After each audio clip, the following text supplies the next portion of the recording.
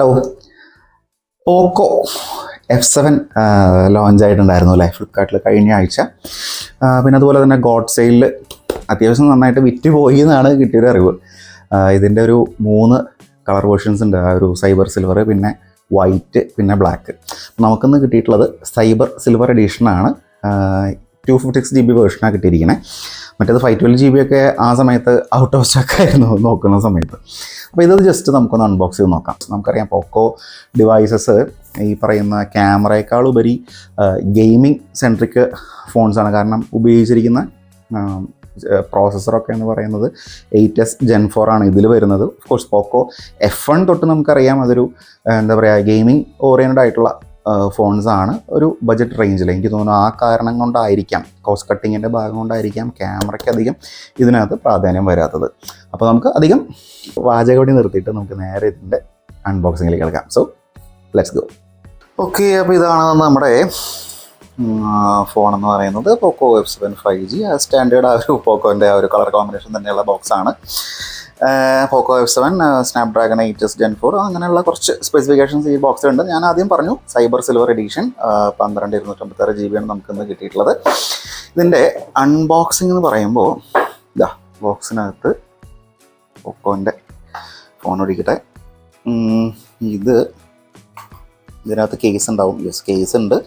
പിന്നെ മറ്റേ കുറച്ച് പേപ്പർ വർക്ക്സ്, മറ്റേ എന്താ പറയുക മഞ്ഞ കളർ ആവുന്ന കേസല്ല, ഒരു സ്റ്റാൻഡേർഡ് ഒരു കേസ് കൊടുത്തിട്ടുണ്ട്, ഡാർക്ക് കേസ് കൊടുത്തിട്ടുണ്ട്. ഇത് സിം ഇജക്ഷൻ ടൂള് ഇത് ഇവിടെ ഇരിക്കട്ടെ. ഇനി ഫോണിലേക്ക് വരുമ്പോൾ ഫോണ് അടിപൊളി മിറർ ഫിനിഷ് എന്നൊക്കെ പറയാലോ. ഇത് ജസ്റ്റ് ഒരു ഡിസൈൻ മാത്രമാണ്. സ്നാപ്ഡ്രാഗണിൻ്റെ ലോഗോ ഒക്കെ കൊടുത്തിട്ടുണ്ട്, അടിപൊളി. ക്യാമറയുടെ ഡിസൈനൊക്കെ അടിപൊളിയായിട്ടുണ്ട്. ലിമിറ്റഡ് എഡിഷൻ ഈ സൈബർ സിൽവർ എഡിഷൻ എന്ന് പറയുന്നത്. വേഗം ഫിംഗർ പ്രിൻറ്റ് ഇതാണ് കേട്ടോ, ഫിംഗർ പ്രിൻറ്റ് മാഗ്നറ്റ് ആണ് തോന്നുന്നു. അത് മെറ്റൽ ഇതായിരിക്കണം, ഫ്രെയിം ആയിരിക്കണം. എയർ ബ്ലാസ്റ്റർ മുകളിൽ കാണാനില്ല, ഇനി വേറെ ഉണ്ടോയെന്ന് അറിയില്ല, നമുക്ക് ചെക്ക് ചെയ്യാം. ഇത് എന്താ പറയുക ഫ്രണ്ട് ക്യാമറ റൈറ്റ് സൈഡിൽ തന്നെയാണ് പവർ ബട്ടണും അതുപോലെ വോളിയം റോക്കേഴ്സും കൊടുത്തിട്ടുള്ളത്. സൈഡിൽ ആൻറ്റിനാസ് ഉണ്ട്. എന്താ പറയുക താഴെ speaker, USB port, type C port, sim tray ഇവിടെ ഉണ്ട്. ബാക്കിൽ ആ ഒരു ഡ്യുവൽ ക്യാമറ എനിക്ക് പറഞ്ഞു ഒരെണ്ണം മാത്രമേ 50 ഉള്ളൂ, മറ്റേത് 8 MP എങ്ങാണ്ടാണ്. നമുക്ക് ഡീറ്റെയിൽ ആയിട്ട് നോക്കാം. അപ്പം ഇനി ഫോണ് ചാർജ് ഉണ്ടോ നോക്കട്ടെ. പവർ ഓണായി. അപ്പോൾ ഇത് പവർ ഓണായി വരട്ടെ, അപ്പോഴേക്കും നമുക്ക് ബാക്കി കാര്യങ്ങൾ നോക്കാം.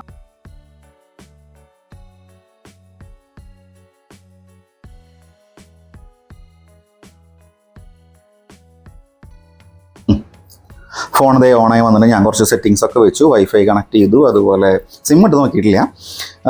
ഫസ്റ്റ് ഇറിറ്റേറ്റിംഗ് ആയിട്ടുള്ളൊരു കാര്യമാണ് ഇത്രയും ബ്ലോട്ട് വൈസ്. പക്ഷേ അവരെ കുറ്റം പറഞ്ഞ കാര്യമില്ല. ഈ ഒരു എന്താ പറയുക ഇങ്ങനെയുള്ള ഈ പരസ്യം കൊണ്ടാണ് ഇവർ മാക്സിമം ഈ റേറ്റൊക്കെ കുറച്ച് അവർക്ക് കൊടുക്കാനായിട്ട് പറ്റുന്നത്. പിന്നെ സെറ്റിങ്സിൽ പോയി നോക്കിയാൽ നമുക്ക് ഇതിൻ്റെ latest version about phone update വന്ന് നടക്കുന്നുണ്ട്. പിന്നെ 256 GB. ഇതിൻ്റെ ഡീറ്റെയിൽഡ് ഇൻഫോ സ്പെക്സ് 12 GB ആണ്. പിന്നെ സ്നാപ്ഡ്രാഗൺ 8S Gen 4. അതിൻ്റെ ക്ലോക്ക് സ്പീഡ് കണ്ടു 3.21 ആണ്. ഇത്രയും സ്പീഡുള്ള ലാപ്ടോപ്പുകൾ ഇപ്പോൾ കുറവാണ്. ഈ ബേസ് 3.21 GHz ഒക്കെ ഡെസ്ക്ടോപ്പിൽ കിട്ടും. ലാപ്ടോപ്പിൽ ഈ പറയുന്ന പോലെ H സീരീസിലും അതുപോലെ തന്നെ ഈ ഗെയിമിംഗ് ലാപ്ടോപ്പിലൊക്കെയാണ് നമുക്ക് എന്താ പറയുക അത്യാവശ്യം ബേസ് ക്ലോക്ക് ഫ്രീക്വൻസി ഇത്രയൊക്കെ കാണാൻ പറ്റും. സോ സ്പീഡൊക്കെ അടിപൊളിയായിരിക്കും. അപ്പോൾ ഞാൻ നേരത്തെ പറഞ്ഞ പോലെ ഒരു ഗെയിമിംഗ് ഓറിയൻറ്റഡ് ഫോണ് ആണ്. ഇനി ഡിസ്പ്ലേ റിഫ്രഷ് റേറ്റ് ഇവിടെ ഓട്ടോയും ഉണ്ട്. പിന്നെ നമുക്ക് ഈ പറയുന്ന പോലെ 60 അതുപോലെ 120 Hz നമുക്ക് മാറ്റി ഇടാനും പറ്റും. ഇതിൻ്റെ ഹാപ്റ്റിക്സ് കുഴപ്പമില്ല, പക്ഷേ ഞാനത് ഓഫ് ചെയ്തിട്ടു. വലിയ ഇതൊന്നുമില്ല. സൗണ്ട് ക്വാളിറ്റിയും അത്യാവശ്യം തിരക്കേടില്ല. പിന്നെ ഭയങ്കര സ്മൂത്താണ് സാധനം. ഈ പറയുന്ന 120 Hz അതുപോലെ തന്നെ ഈ നമ്മുടെ പ്രോസസ്സർ 8S Gen 4 ആണല്ലോ, അതിൻ്റെയും കൂടി ഒരു പവർ ഉണ്ടായിരിക്കും. ഇനി ക്യാമറയിലേക്ക് വരുമ്പോൾ ക്യാമറ അത്ര വലിയ ഒരു ക്യാമറ എന്ന് പറയാനോ, അതിൻ്റെ കളേഴ്സ് റിപ്രഷനൊക്കെ ഭയങ്കര ശോകം, കട്ട ശോകമാണ്. മോറിൽ പോയി കഴിഞ്ഞാൽ ഇത്രയും ഓപ്ഷൻസ് നമുക്ക് അവൈലബിൾ ആണ്. ബാക്കിൽ 4K റെക്കോർഡിംഗ് ഉണ്ട്, ഫ്രണ്ടിൽ ഫുൾ HD ഉള്ളൂ.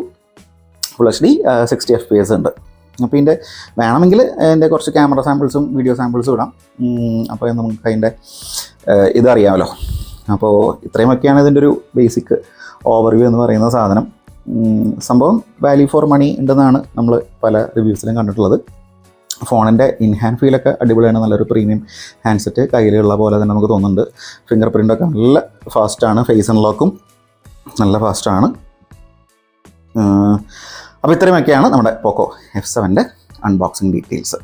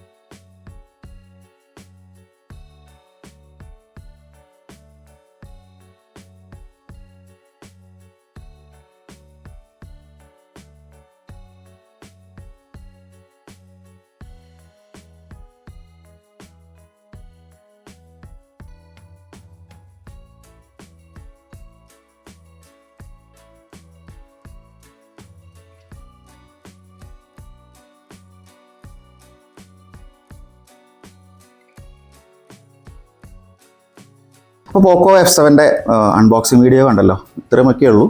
കയ്യിൽ ചാർജറും 90 ഞാൻ കാണിക്കാൻ മറന്നു. ചാർജറുണ്ട്, 90 വാട്ട്സിൻ്റെ ചാർജറുണ്ട് വിത്ത് കേബിള്. അപ്പോൾ ഈ ഒരു പ്രൈസിനൊക്കെ എന്താ പറയുക, ഈ 90 വാട്ട്സ് ചാർജറും കേബിളും ഒക്കെ കൊടുക്കുന്ന കമ്പനികളുണ്ട് കേട്ടോ. ഏത് കമ്പനിയോടാണ് പറഞ്ഞത് നിങ്ങൾക്ക് മനസ്സിലായിട്ടുണ്ടാവും. അപ്പോൾ ഇത്രയുമൊക്കെയാണ് പോക്കോ F7ൻ്റെ ഒരു അൺബോക്സിങ് വീഡിയോ. ഇനി പിന്നെ ഡീറ്റെയിൽഡ് വീഡിയോ വേണമെന്നുണ്ടെങ്കിൽ ഇടാം. പക്ഷേ ഞാൻ ഒരിക്കലും ഒരു ഗെയിമറല്ല. അപ്പോൾ ഗെയിമിങ്ങിനെ വേണമെന്നുണ്ടെങ്കിൽ ഇഷ്ടംപോലെ വീഡിയോസ് നമുക്ക് യൂട്യൂബിലും മറ്റ് പ്ലാറ്റ്ഫോമിലൊക്കെ അവൈലബിൾ ആണ് പോക്കോ F7ൻ്റെ. ഇനിയിപ്പോൾ ക്യാമറ ഡീറ്റെയിൽ ആയിട്ട് കമ്പാരിസൺ വരെ എനിക്ക് തോന്നുന്നു ഈ പ്രൈസ് റേഞ്ചിൽ OnePlus Nord 5 ഇറങ്ങിയിട്ടുണ്ട്. നല്ല ക്യാമറയാണെന്നാണ് അറിവ്. പിന്നെ IQ Neo 10, പിന്നെ വരുന്നത് സാംസങ്ങിൻ്റെ A56ഉം അതുപോലെ തന്നെ 36ഉം വന്നിട്ടുണ്ട്. അതിൻ്റെയൊക്കെ ക്യാമറ അടിപൊളിയാണ്. പക്ഷേ പെർഫോമൻസ് ഇത്രയില്ല. പെർഫോമൻസ് എനിക്ക് തോന്നുന്നു ഈ ഒരു പ്രൈസ് റേഞ്ചിൽ ഈ IQ Neo 10ഉം അതുപോലെ പോക്കോ F7ഉമാണ് ഈ ഒരു പ്രൈസ് റേഞ്ചിനകത്ത് അടിപൊളി പെർഫോമൻസ് കൊടുക്കുന്ന ഫോണുകൾ. ഇപ്പോൾ അതിൻ്റെ സെൽ റിസപ്ഷനും കാര്യങ്ങളൊക്കെ സിം ഇട്ടതിന് ശേഷം വേണം നോക്കാൻ. അപ്പോൾ നമുക്ക് ഇതിൻ്റെ ഡീറ്റെയിൽഡ് വീഡിയോ വേണമെന്നുണ്ടെങ്കിൽ നമുക്ക് ചെയ്യാം. അല്ലാന്നുണ്ടെങ്കിൽ മറ്റൊരു ഡിവൈസിൻ്റെ അൺബോക്സിങ്ങോ അല്ലെങ്കിൽ ഡീറ്റെയിൽഡ് റിവ്യൂ ആയിട്ട് നമുക്ക് കാണാം അടുത്ത ഒരു വീഡിയോയിൽ. So by.